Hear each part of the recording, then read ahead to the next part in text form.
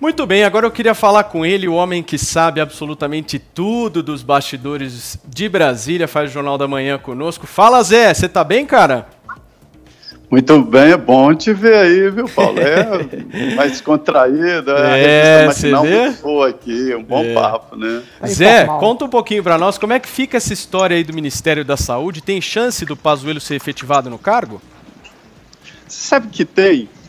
O presidente Jair Bolsonaro revelou, Paulo, de que não está com muita pressa aí em definir um novo nome para o Ministério da Saúde. O general Pazuello, ele tem experiências em gestão e principalmente uma grande formação na área de logística. É o que quer o presidente Jair Bolsonaro para este setor. E aí ficariam os técnicos, os presidentes de fundações, para definirem as linhas de saúde. Não é preciso ser médico para ser ministro da Saúde. José Serra fez um bom trabalho no Ministério da Saúde e não é médico, é um economista, né? Então, esta é a situação. A postura dele na ONU, representando o Brasil, foi muito elogiada por aqui, uma postura firme, nem de um lado, nem de outro, evitando polêmicas, né? E fazendo um discurso sóbrio ali sobre a posição do Brasil, que está fortemente atacada no exterior. Paulo, é muita agressão. A imagem do Brasil está sendo desgastada dia a dia através de notícias contra o presidente Jair Bolsonaro, mas essas notícias atingem exatamente o Brasil. Mas há um jogo de xadrez por aqui. O Centrão cresceu o olho. Este ministério tem um orçamento muito forte. E além de orçamento, ou seja, dinheiro, e o Centrão só pensa naquilo, orçamento. Além disso, tem esta penetração, a chamada capilaridade, em todos os municípios e todos os estados. Mas o presidente diz não. Os aliados do presidente me informaram o seguinte: o presidente não vai dar o ministério ao Centrão. A conversa ali, a distribuição é de representações nos estados e também presidências de entidades como o Fundo Nacional de Educação e até no Ministério da Saúde, mas cargos menores. Então resta ao presidente alguns nomes que estão sendo avaliados. Osmar Terra, o ex-ministro, sempre é cotado, mas se fosse ele já teria sido confirmado e não foi. Reservadamente, ele diz que conversa com o presidente sobre nomes, sobre linhas, mas que prefere ficar nessa situação. Também foi citado aqui o nome muito importante da Nise Yamaguchi, que é uma médica especialista em pandemia, e ela defende o uso da cloroquina, não é a favor desse isolamento completo, mas ultimamente tem se falado o nome de um médico psiquiatra do Rio de Janeiro, o Ítalo Marcilli. O Ítalo, ele está bem na linha do presidente Jair Bolsonaro. É um aliado, defendeu a campanha do presidente Jair Bolsonaro e chama ali os integrantes do Supremo de vagabundos e tal, bem na linha bolsonarista. É o nome que apareceu através de conversas, mas o Palácio do Planalto faz segredo aí, e o que está colocado até agora é a interinidade do Pazuello por pelo menos mais uma semana. Perfeito, Zé. Eu queria perguntar aqui para o nosso Adriles. Adriles, nós temos o quê? Temos o Osmar Terra, de candidato, né? Sim. Temos aquele psiquiatra, né? O Ítalo Marcilli. Temos a Nise Yamaguchi. Qual que é o perfil ideal para esse ministério? O que você acha? Bom, o perfil ideal para o Ministério da Saúde é alguém que se de alguma forma se coadune ao discurso do presidente. O presidente tem uma falha de comunicação e uma dificuldade de expressão muito grande, sobretudo quando essa falha de comunicação e falta de expressão e falha de expressão se contrapõe ao discurso do próprio Ministério da Saúde, que for o caso dos antigos Tais e Mandetta, então a coisa fica meio esquizofrênica. Parece que sempre houve uma espécie de covardia do presidente Jair Bolsonaro em colocar alguém que se alinhasse aos seus próprios princípios. Quais são os princípios do presidente, a rigor, grosso modo? É de uma economia mais aberta, de um controle, de um distanciamento social que é avesso exatamente a esse isolacionismo que se transformou numa religião em quase todo o país.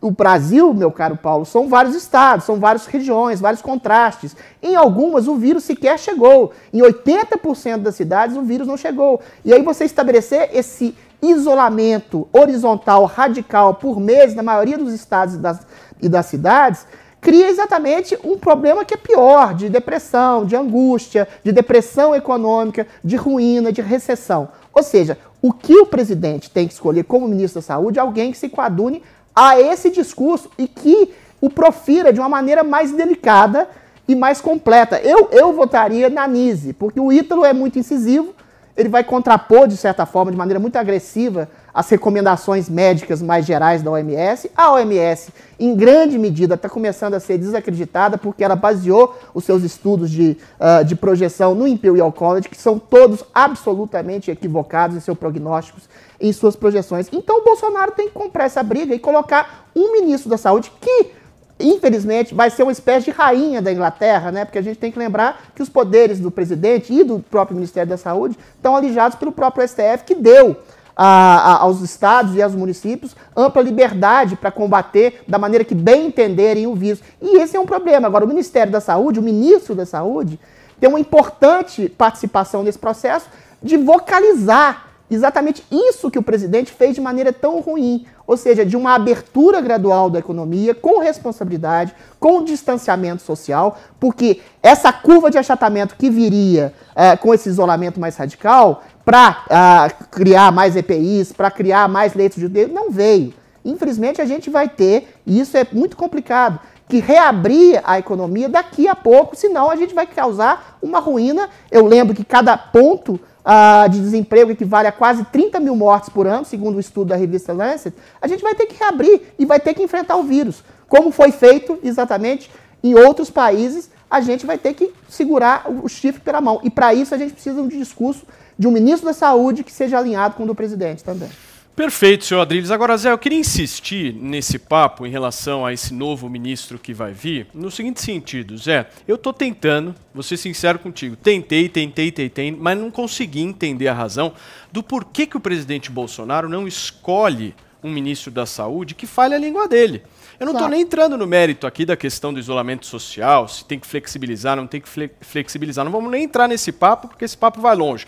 Vamos entrar no papo do seguinte, por que não escolhe alguém que fale a língua dele? Então, se ele está falando de hidroxicloroquina, colocar alguém que faça isso acontecer. Se está falando da flexibilização e da volta da economia, que coloque alguém que faça isso acontecer, ou não é, Zé? Ou eu estou ficando maluco? Eu já fiz essa pergunta. A resposta que me deram aqui é a seguinte, é de que o presidente está escolhendo um ministro não para a pandemia, mas um ministro da saúde, de um governo que continua.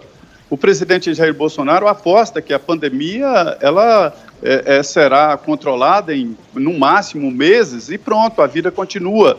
O Ministério da Saúde é muito amplo, ele cuida de muitos estados e muitos municípios, né?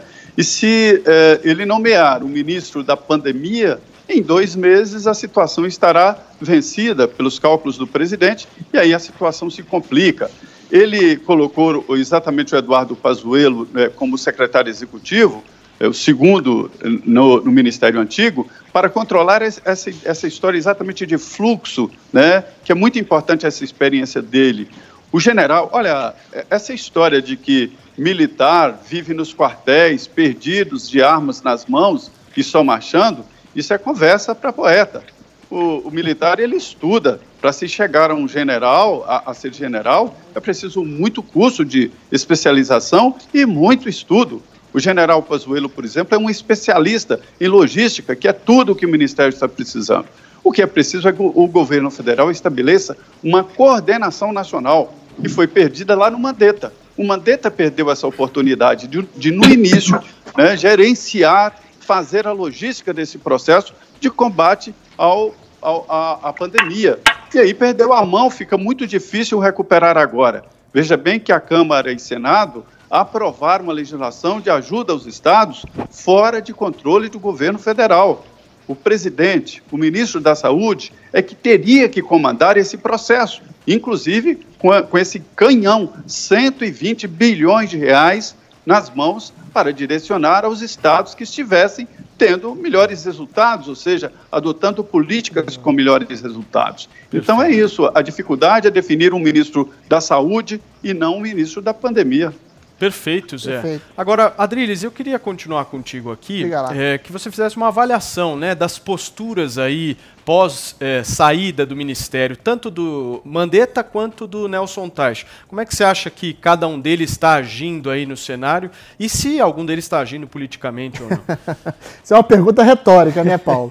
O Mandetta é um pré-candidato, agiu como político dentro do Ministério da Saúde, não sabia exatamente, e é uma coisa muito complicada, porque eu acho que o Teich, o que dizem que é o pecado dele, para mim é a grande virtude, que é a discrição, em assumir que mesmo no Ministério da Saúde, eles não tinham dados suficientes para estabelecer um tipo de ação efetiva. Porque, como eu disse, os próprios cálculos e projeções da Imperial College, que se baseiam na OMS, e a OMS às vezes se contradiz, fala que é para isolar, mas às vezes fala que você tem que perceber a realidade socioeconômica do país. Outro diretor da OMS fala que a Suécia é um grande modelo. Ou seja, há contradições inerentes dentro da própria OMS. Essas contradições são exatamente de hipóteses científicas. Não há, me incomoda profundamente, Paulo, alguém que fala em nome da ciência nesse momento em que há hipóteses científicas que corroboram na projeção de uma verdade científica depois que essas hipóteses forem testadas. Só que esse vírus chegou muito rápido e, eventualmente, as pessoas falam com uma certeza que elas não têm. Esse é o caso do Nelson Mandetta, que falava com uma certeza que ele não tem. E continua a falar com uma certeza que ele não tem. Ele projetou um pico para abril, depois para maio, depois para junho, agora para julho. Ou seja, ele faz um cálculo político da catástrofe. Agora, o Teich é discreto e silencioso. Pelo menos ele tem a humildade de não saber em que terreno exatamente ele está pisando. Pecou pela falta de ação, mas não pecou pela exacerbação da vaidade da palavra. Quando você fala que o Mandetta é candidato, candidato a quê? A presidente, a senador, a governador, ele é um político nato, isso não é exatamente um defeito. O problema é lançar mão de uma certeza em relação ao combate da pandemia que ele não tem. Tanto não tinha, como saiu em festa abraçando e beijando todo mundo quando foi despedido do Ministério da Saúde. Muito bem, queria me despedir aqui do nosso Zé Maria. Zé, aquele abraço, hein, meu amigo? Eu gosto desse violão aí atrás. Um dia a gente vai tocar, sou baterista, Zé, a gente combina de tocar umas aí. Muito bem, é isso aí. Valeu, cara. Brigadão. Abraço pra você. Muito obrigado. Muito bem.